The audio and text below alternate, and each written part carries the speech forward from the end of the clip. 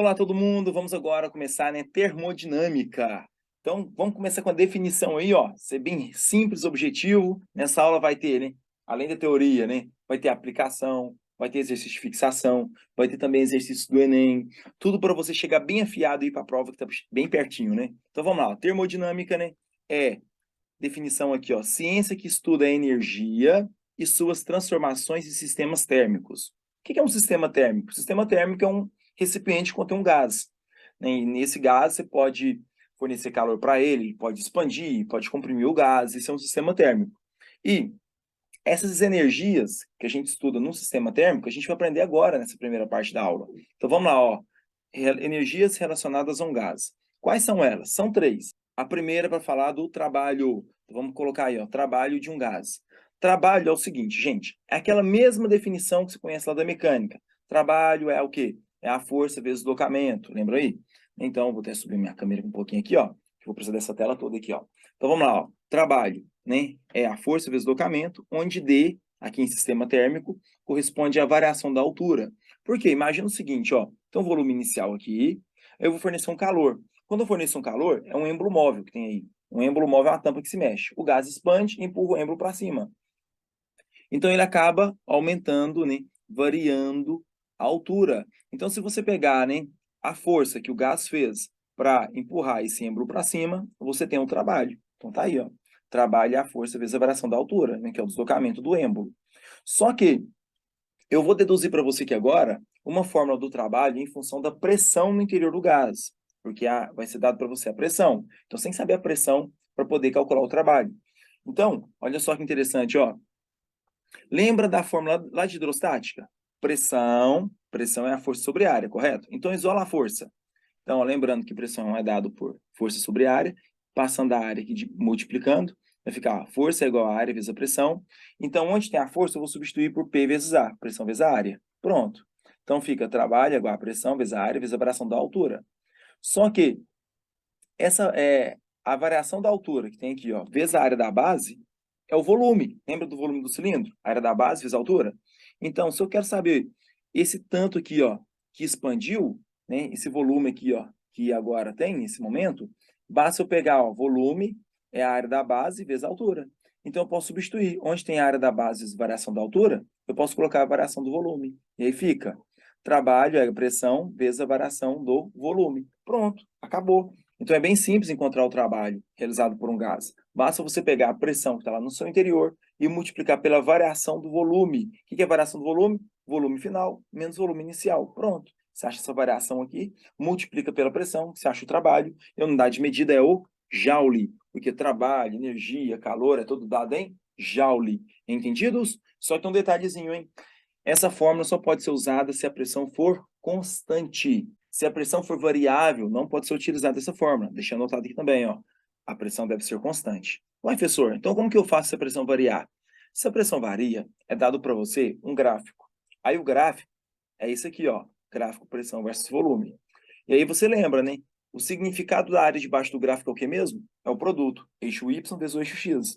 Então, ou seja, pressão vezes volume. Mas pressão vezes volume, eu acabei de falar para vocês que é trabalho. Então, essa área aqui, ó, vai nos dar o trabalho. Então, basta você calcular a área debaixo do gráfico que você encontra o trabalho. Pronto, acabou. Ok? Então, nesse caso aqui, ó, tem um trapézio, né? Base maior mais base menor, vezes a altura, dividido por 2, que você encontra a área. Essa área é o valor numérico do trabalho. Prontinho. Mas agora eu vou te contar uma coisa. Essa fórmula, né, de trabalho, né, pressão vezes variação do volume, achar a área debaixo do gráfico aqui, ó, não é tão importante para a termodinâmica, não. O que é muito, muito, muito importante mesmo para a termodinâmica, eu vou te mostrar agora, que é a parte teórica que a gente vai aplicar o tempo todo até o final desse capítulo, que é o seguinte, ó, importante. Se o volume do sistema aumenta, significa que o gás está realizando o trabalho, ele está empurrando o êmbolo para cima, ele está empurrando alguma coisa. Então, a gente fala que o trabalho é positivo. Deixa anotado aqui, ó. Então, temos um trabalho positivo. Só diminuir um pouquinho minha câmera aqui. Pronto. Então, temos um trabalho positivo, ok? Agora, se o volume do sistema diminui, significa que o gás, ele sofre trabalho, né? E eu estou comprimindo o gás. Então, se eu comprimo o gás, é porque está recebendo um trabalho, está sofrendo um trabalho. Aí, nesse caso, né, o trabalho é negativo. O motivo é bem simples, né? Porque se o gás expande, a variação do volume é positivo. Então, o trabalho é positivo. Lembra, trabalho é pressão vezes variação do volume. Agora, se o gás é comprimido, a variação do volume é negativa. Então, o trabalho é negativo também, ok? Então, leve isso aqui vai ser importante para toda a aula de hoje, principalmente para a segunda parte, onde eu vou falar da primeira lei da termodinâmica.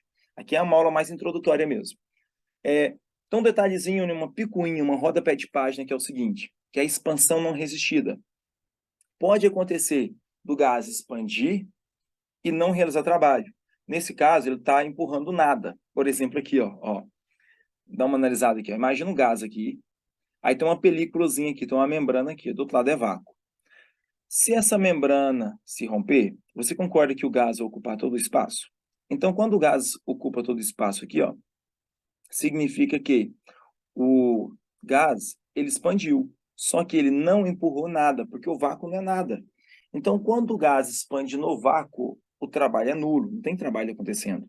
Então, para ter trabalho, o gás tem que estar expandindo e empurrando alguma coisa. Você tem que ir empurrando alguma coisa. Se não estiver empurrando nada, não tem trabalho acontecendo. A gente fala que é uma expansão não resistida. Então, expansão não resistida é a expansão do gás sem realizar trabalho. É quando ele expande no vácuo, o trabalho é nulo, não tem trabalho sendo realizado ali. Ok? Isso é uma picuinha, uma rodapé de página, e trabalho é isso, tem que saber. A outra energia que você tem que saber, inclusive você já sabe, é o calor, né? Para a gente estudar aqui a termodinâmica. Calor, né? Já foi um capítulo inteiro só para falar de calorimetria, né? Que é o estudo do calor. E lá eu falei para vocês em que o calor é um fluxo de energia térmica que ocorre sempre do mais quente para o mais frio. Pronto, é bem fácil. Então aqui eu não vou ficar estendendo em calor não, que você já sabe muito bem o que é calor. Aqui eu só quero relembrar um detalhe importante que a gente vai utilizar aqui.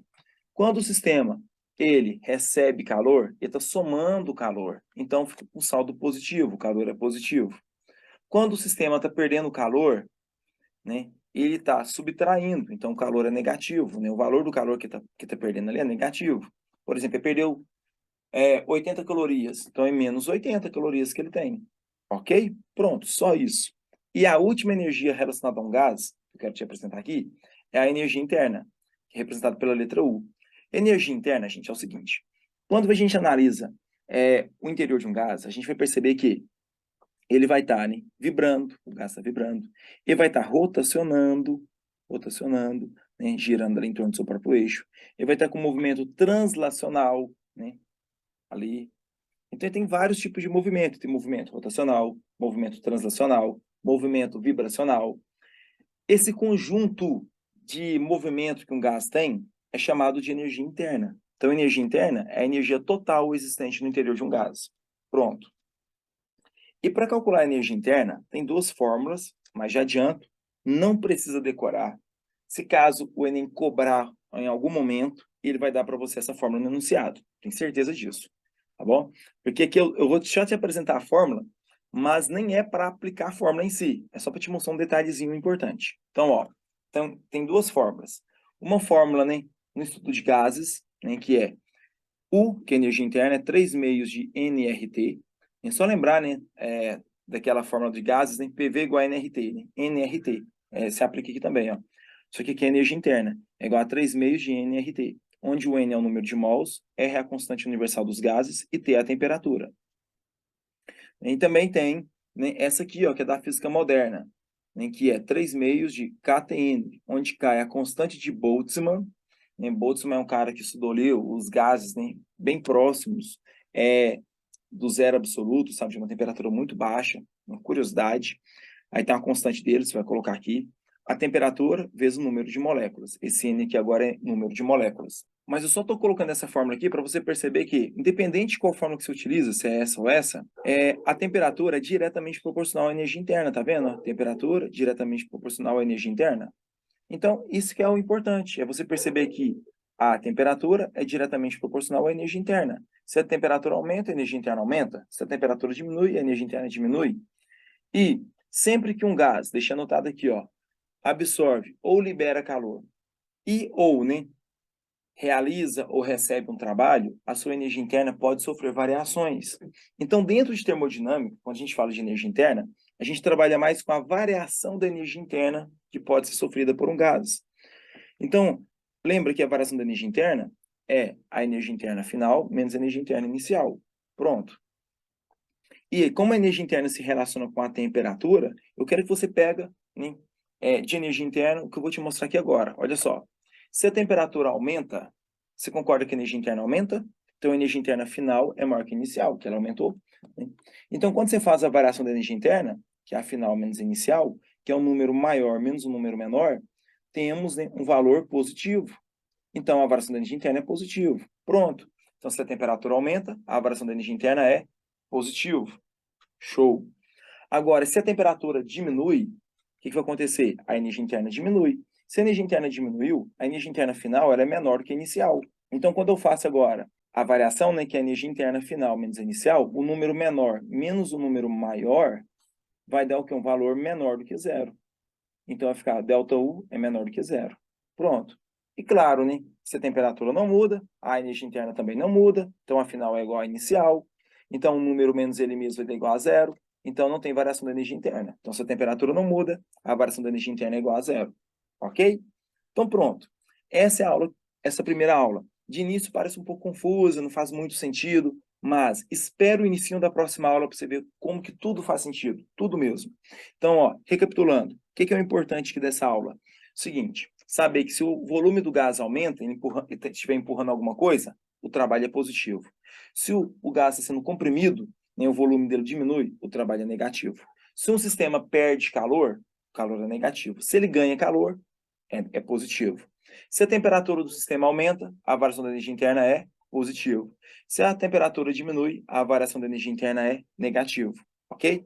Essa é a parte muito, muito, muito importante para você entender bem a próxima aula, onde vou falar para vocês de primeira lei da termodinâmica. Fechou? Até!